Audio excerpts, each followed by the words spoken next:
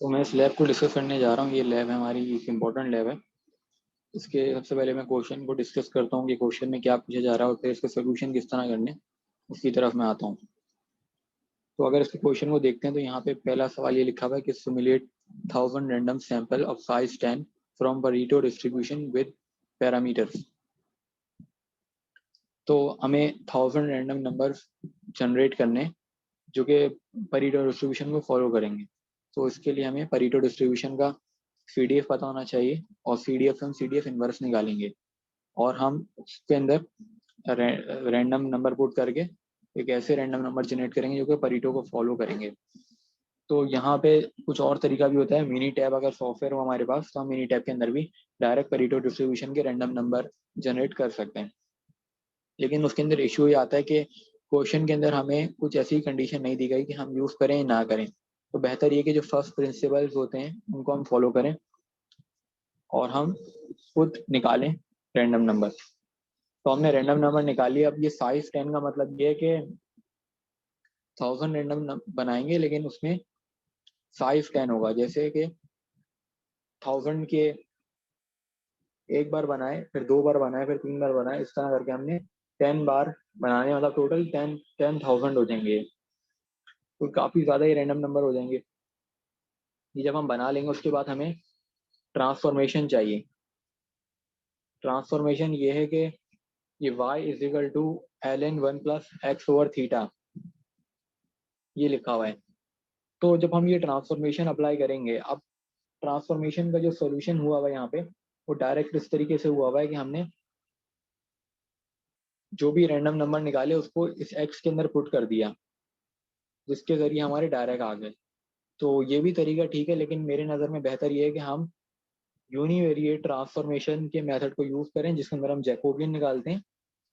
और जब हम पूरी ट्रांसफॉर्मेशन मेथड अप्लाई करने के बाद हमें ट्रांसफॉर्मेशन जो नज़र आएगी वो हमें पता चलेगा कि ये जो परीटो डिस्ट्रीब्यूशन है एक्सपोनेंशियल को फॉलो कर रही है। क्योंकि परीटो के ऊपर अगर ये वाली ट्रांसफॉर्मेशन लग जाती है तो वो एक्सपोनेंशियल बन जाती है। तो ये चीज़ यहाँ पे हमें याद रखनी है कि इस ट्रांसफॉर्मेशन से परीटो एक्सपोनेंशियल में कन्वर्ट हो रही है। और जब परीटो कन्वर्ट हो जाएगी तो यहाँ पे एक पैरामीटर हो जाएगा। वैसे तो परीटो में 2 पैरामीटर हैं, लेकिन जब हम एक्सपोनेंशियल में कन्वर्ट करेंगे तो जो सिर्फ अल्फा है वो हमारा पैरामीटर बनेगा। इसका मतलब ये हुआ कि जो एक्सपोनेंशियल डिस्ट्रीब्यूशन है उसका मीन जो हो जाएगा वो हमारा 2 हो जाएगा। 2 हो जाएगा या हाफ हो जाएगा, क्योंकि जो भी मतलब हमारी डिस्ट्रीब्यूशन ड्राइव होती है। तो दूसरे पार्ट में हमने ये करना है। और फिर जब हम ये करेंगे तो उसका अगला पार्ट है कि फ्रीक्वेंसी डिस्ट्रीब्यूशन हमें बनानी है वाई की। अब फ्रीक्वेंसी डिस्ट्रीब्यूशन बनाने के लिए हमें ये करना होगा कि जितने भी हमारे वाई के नंबर जनरेट हुए हैं उन नंबर्स पे हमने एक्सेल में हिस्टोग्राम ड्रॉ करना होगा। जब हम हिस्टोग्राम ड्रॉ करेंगे तो हमें फ्रीक्वेंसी डिस्ट्रीब्यूशन मिलेगी, यानी बिन रेंज मिलेगी। और हम मीन और वेरिएंस निकाल लेंगे, जो कि मीन और वेरिएंस की हिंट हमें इस तरह मिलेगी कि जो एक्सपोनेंशियल का मीन का शॉर्टकट फॉर्मूला होता है वही हम लगा लेंगे और वेरिएंस का भी। तो वो वाला मीन हमारा हो जाएगा थ्योरेटिकल मीन, और एम्पेरिकल मीन वो हो जाएगा जो कि हमने रैंडम नंबर जनरेट करके निकाला। तो ज़रा सा फर्क आना चाहिए लेकिन तकरीबन सेम आएंगे। फिर उसके बाद हमें काई स्क्वायर टेस्ट भी लगाना है और प्लॉट भी करना है हमने एक्सपेक्टेड फ्रीक्वेंसीज को और ऑब्जर्व फ्रीक्वेंसी को, और फिर कंपेयर करना है इंपेरिकल और थ्योरेटिकल का मीन। तो ये जो सवाल है लैब जो है काफ़ी डिफिकल्ट है, और इसी तरह की एक्चुअल मॉडलिंग में हमें सारी लैब डिफिकल्ट मिलेंगी। तो अभी मैं इसका सोल्यूशन की तरफ आता हूँ। इसके लिए मुझे एक्सेल में जाना पड़ेगा।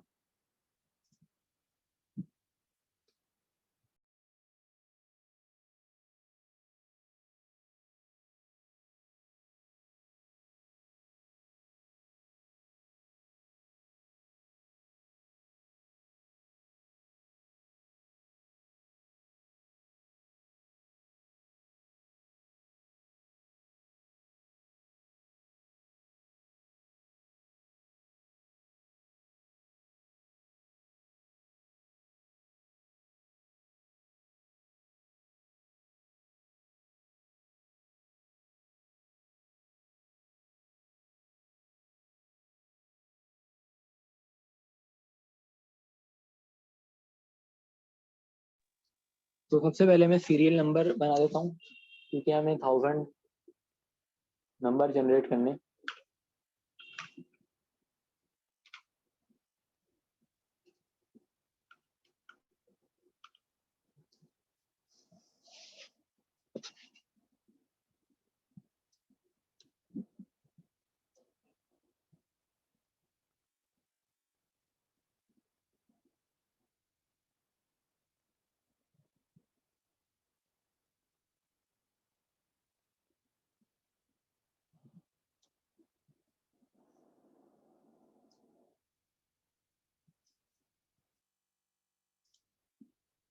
अब साइज जो है ना वो हमारा 10 है, तो जिसकी वजह से हमें X1 X2 X10 तक हमें लेके जाना पड़ेगा।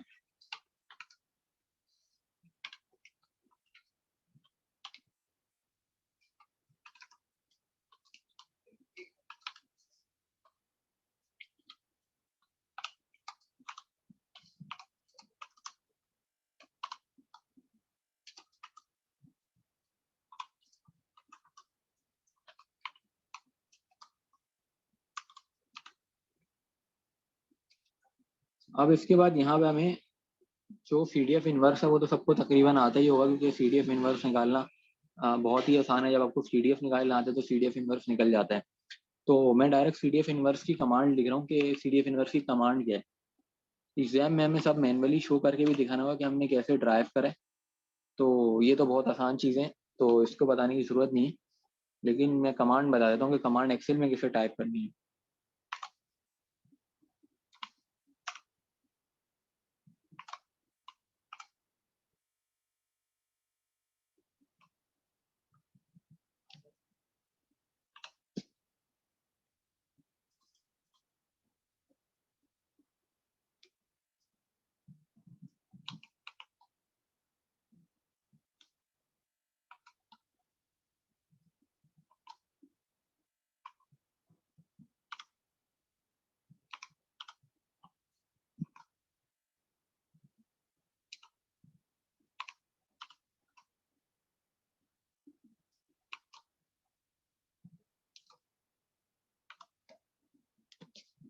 तो ये परीटो का रैंडम नंबर आया हमारा। तो ये जो कमांड है सबको याद रखनी पड़ेगी।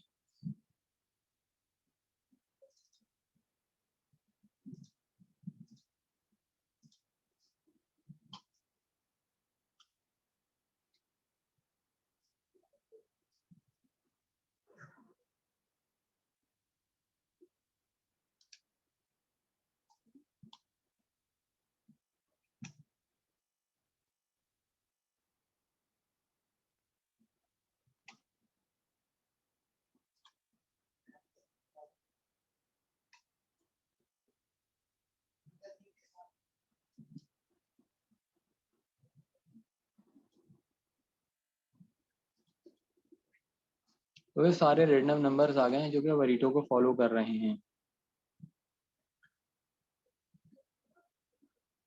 उसके बाद हमें करना ये है कि y के लिए हमें रैंडम नंबर बनाने। अब y के लिए हमें साइज 10 नहीं लेना, क्योंकि वो परीटो के लिए लेना था।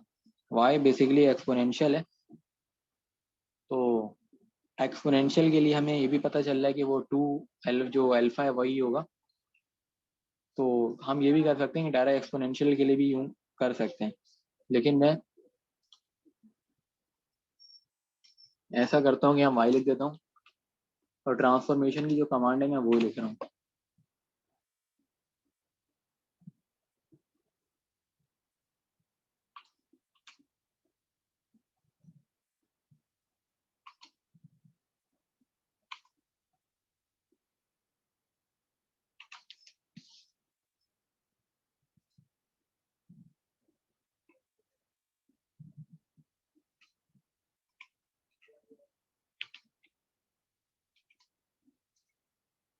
तो अब ये ट्रांसफॉर्म हो गया। अब ये सारे जो y वाले हैं ये एक्सपोनेंशियल वेरिएबल हैं, और ये जो कमांड है सब याद रख सकते हैं। वरना अगर किसी को ये याद नहीं हो रही तो फिर डेरिवेशन याद रखनी पड़ेगी, जो कि जैकोबियन वाले यूनिवेरिएट ट्रांसफॉर्मेशन के मेथड से ड्राइव होती है। तो वो डेरिवेशन जो है वो भी मुश्किल नहीं है, क्योंकि हमने FD बहुत अच्छे से पढ़ा था, FD1 और FD2, तो वो भी हम कर सकते हैं। वरना तो ये तरीका भी है जो भी मैंने करा है। तो अभी ये ट्रांसफॉर्मेशन भी हो गई। अब मैं यहाँ पे इसका हिस्टोग्राम बनाऊंगा।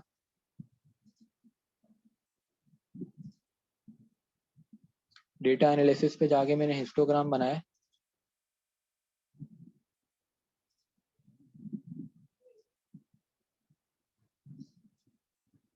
अच्छा, इनपुट रेंज यहाँ पे जो हमारा 1001 होगा,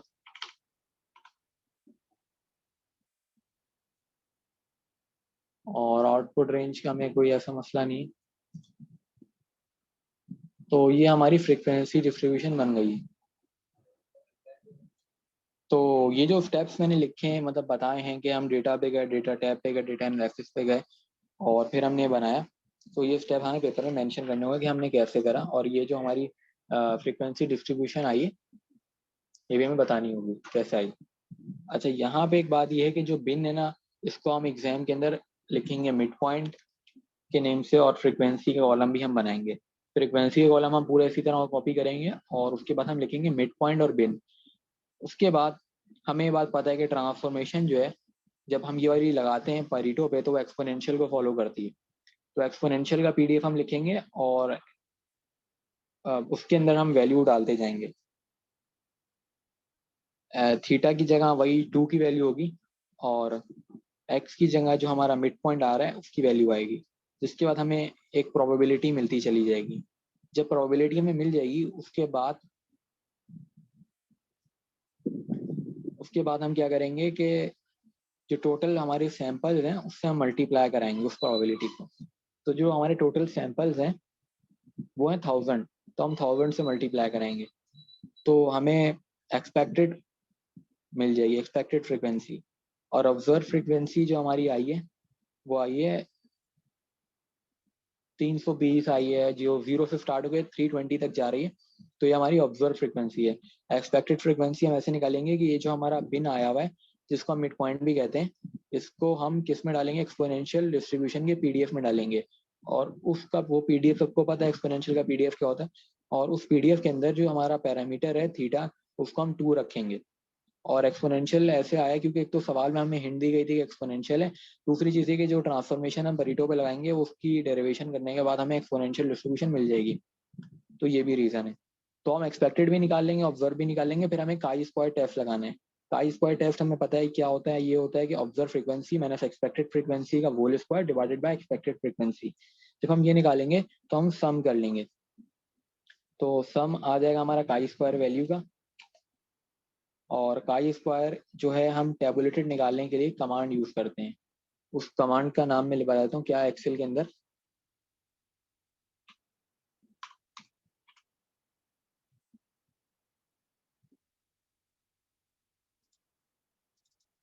ये कमांड है। अब यहाँ पे प्रोबेबिलिटी वो लिखते हैं जो हमारा डिग्री ऑफ फ्रीडम होता है, वो अल्फा होता है, वो लिखा हमने।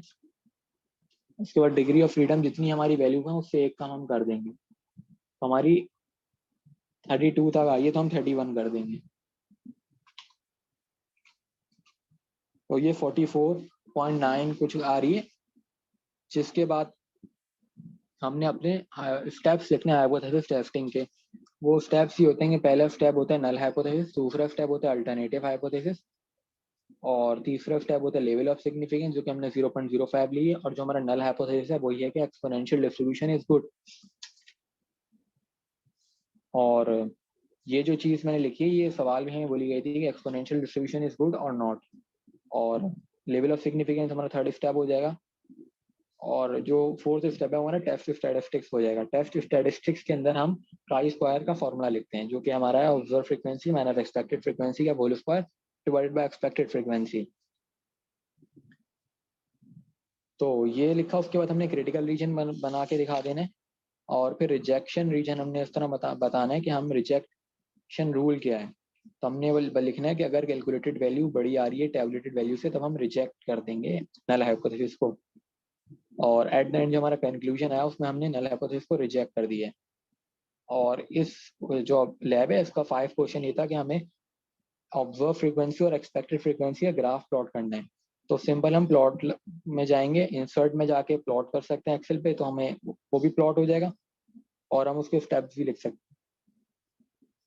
अब एम्पेरिकल और थ्योरेटिकल के अंदर ये है कि एम्पेरिकल में तो ये होता है कि हमने जो भी डेटा जो रैंडम नंबर जनरेट करे, चाहे वो परेटो के हो चाहे वो एक्सपोनेंशियल के हो, लेकिन हमें एक्सपोनेंशियल के लिए करना है, जो एक्सपोनेंशियल के हमने जनरेट करें उसके हम एवरेज निकाल लेंगे और उसका हम वेरिएंस निकाल लेंगे, तो हमें एम्पेरिकल मिल जाएगा। और थ्योरेटिकल मीन के अंदर हमें परेटो डिस्ट्रीब्यूशन का